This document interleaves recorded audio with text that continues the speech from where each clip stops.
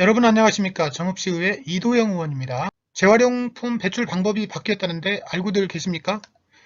얼마 전에 어떤 아파트에 이런 안내문이 붙여져 있는데 이것을 자세히 들여다보지 못하고 엘리베이터 타다 보니까 과연 어떤 내용인지 또 우리 시민들은 잘 알고 계실지 궁금했습니다. 그래서 오늘 영상으로 말씀드리고자 준비했습니다. 정읍시 쓰레기 관련 시설 현황을 살펴보면 먼저 쓰레기 매립장이요. 제1 매립장이 2007년 이미 다 매립이 끝나서 지금 현재는 야구장으로 사용하고 있고요. 두 번째 매립장이 바로 옆에 있는데 이건 역시 올해 상반기면 그 매립을 완료하게 됩니다. 그래서 시에서는 제3 매립장을 준비를 했는데 이건 역시 약 10년 정도 사용하면 또 포화 상태가 돼서 또 다른 매립장을 만들어야 될 상황에 있습니다. 쓰레기 매립장 주변에 정읍시 재활용 선별장이 현재 운영 중에 있는데 앞으로 102억 원 정도를 들여서 서남권 광역 선별장을 또 지금 준비 중에 있습니다. 재활용품인 척하는 쓰레기가 있다고 하는데 그게 무슨 말일까요? 네, 먼저 씻어도 이물질이 제거되지 않는 용기들이 있습니다. 치킨 상자 속에 기름 종이랄지, 또 세척하지 않는 컵밥이나 컵라면 그릇들, 또 음식물이 제거되지 않는 케첩통, 마요네즈병, 기름병 이런 것들이 있죠.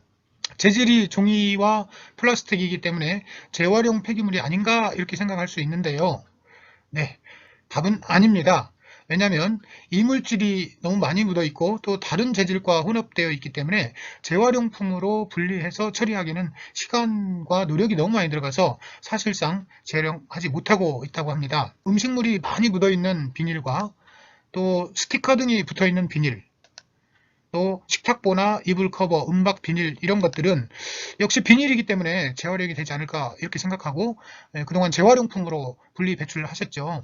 그런데 이건 역시 이물질이 많이 묻어 있고 다른 재질과 혼합되어 있어서 재활용품으로 활용하기 어렵다고 합니다.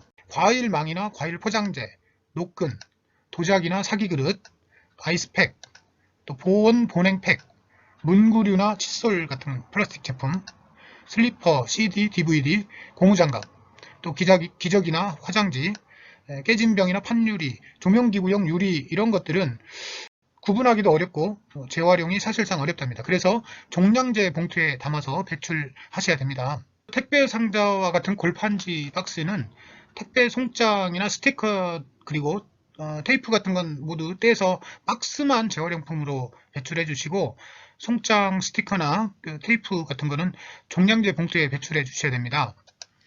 또 신문이나 책자류들은 이제 종류별로 배출해 주시는데 특별히 스프링이 달려있는 이런 수첩 같은 경우는 스프링과 종이를 분리해서 배출해 주셔야 됩니다. 또 종이팩은 일반 종이와는 따로 구분해서 배출해 주시면 감사하겠고요.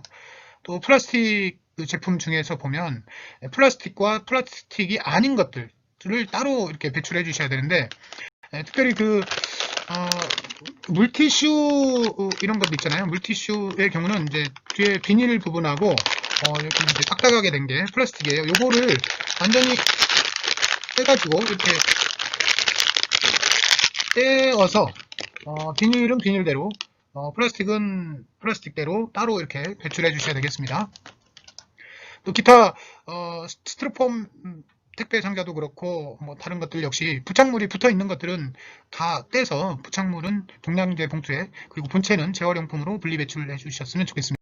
페트병의 경우는 내용물을 비우고 또 그 다음에 라벨을 뗀 다음에 찌그러뜨려 가지고 투명 페트병 모으는 쪽에 따로 배출을 해주셔서 다른 플라스틱 재질과 섞이지 않도록 그렇게 하셔야만 투명 페트병의 재활용률을 높일 수 있다고 합니다.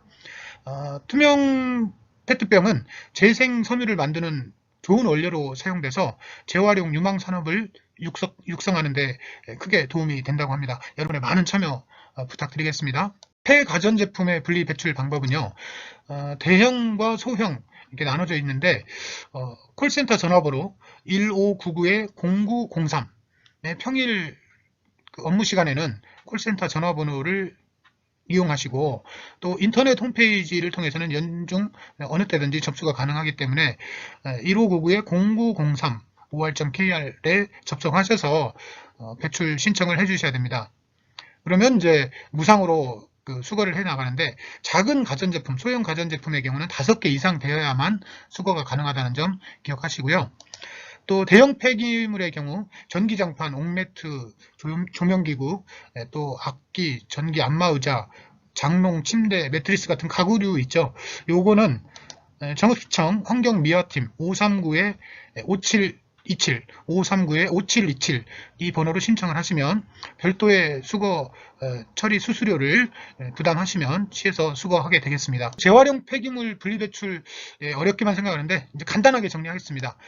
첫 번째는 재활용 마크가 붙어 있는지 확인을 꼭 해주시고요.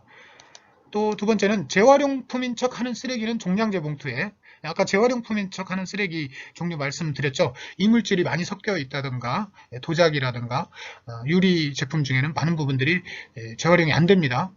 이런 것들은 이제 종량제 봉투에 담아서 배출해 주시고, 마지막으로 재활용품은 같은 재질끼리, 즉 플라스틱은 플라스틱끼리, 비닐은 비닐끼리 이렇게 분리해서 배출해 주셔야만이 재활용 할 수가 있다는 말씀 드립니다. 롤 온박스, 이건 이제 2021년 1월부터는 폐지됐습니다.